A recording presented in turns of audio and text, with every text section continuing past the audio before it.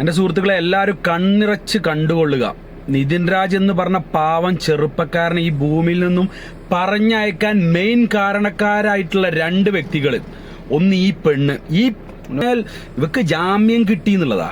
നമ്മളൊരു നാടിന്റെ വൃത്തികെട്ട നിയമം എന്ന് നന്നാവെന്ന് വിചാരിച്ചിട്ടാ? ഒരിക്കലും നന്നാവാൻ പോകുന്നില്ല. ഇങ്ങനത്തെ ഒരുപാട് നിതിൻ രാജ്മാര് നമ്മളെ നാട്ടിൽ നിറഞ്ഞാടും. നമ്മളെ സോഷ്യൽ മീഡിയ ആവട്ടെ, നമ്മളെ മീഡിയകളാവട്ടെ, ഇതെല്ലാം ആ ഒരു ട്രെൻഡ് സമയത്ത് മാത്രം എടുത്ത് തലയിൽ വെക്കും. അത് അപ്പാടെ അങ്ങനെ വീങ്ങിക്കളയും.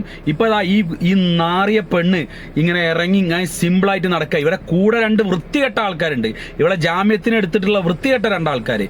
അവർക്കുണ്ടല്ലോ ഏതെങ്കിലും രീതിയിൽ ദൈവം അവരോട് ചോദിക്കാന്നല്ലാതെ വേറെ ആരും ഇതിനെക്കുറിച്ച് ഒന്നും ചെയ്യാൻ പോകുന്നില്ല എന്നുള്ളത് നമ്മളെല്ലാവരും മനസ്സിലാക്കണം. നമ്മളെ നാട്ടിൽ ഇത്രയേ ഉള്ളൂ. ആർക്കും ആരെയും എന്തും ചെയ്യാം. ഒരു കോളേജിലെ മുഴുവൻ കുട്ടികളും ഈ രണ്ട് ഡാഷ് മക്കളെ കുറിച്ച് വളരെ ഉള്ള കാര്യങ്ങൾ പച്ചക്ക് പറയുന്നുണ്ട്. അവരെ 2 കൊല്ലം വരെ പരീക്ഷ എഴുതാതെ അവരെ നരകിപ്പിച്ച് ജീവിപ്പിച്ച് ആ രീതിയിൽ അവരെ ക്ലാസ് ഇങ്ങനെ എന്താ പറയുക ഡിലേ ആക്കിക്കൊണ്ടേ ഇരിക്കുന്ന 2 വൃത്തികെട്ട ജന്മങ്ങളെ അവർക്കെതിരെ ഇപ്പോൾ എല്ലാം തുറന്ന് സംസാരിക്കുന്ന ഒരു കൂട്ടം കുട്ടികളെ വരെ നമ്മൾ കണ്ടു.